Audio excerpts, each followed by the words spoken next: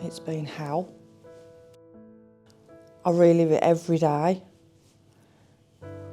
Every bonfire night, I'm anxious. I can't celebrate it the way other people celebrate it because it just brings back trauma of what happened to my dad.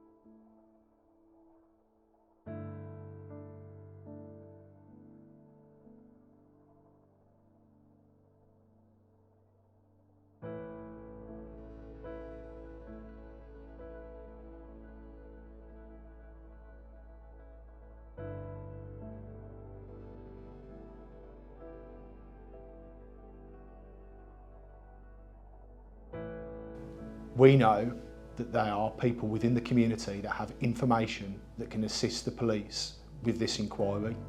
We've not given up in seeking justice for Tony and his family. I just live a nightmare every day. I need them to come forward. They need to do the right thing. They know something and they've got to come forward and tell the police what they know. I need the answers, and me and my dad need the justice and closure it deserves. 8 years has been too long and I can't go on waiting for answers. It's got to happen now. I just want to ask why?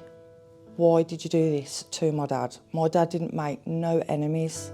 He was a loving person in the community. Everyone spoke to him. I don't understand why. And how could you be so evil? It is now a direct appeal, not only to the people who are involved, but there are also people within the community, whether they be family members, associates, friends, who have information in relation to what has taken place. There is a substantial reward of £20,000 from an independent charity, Crimestoppers, for information leading to the arrest and conviction of those involved.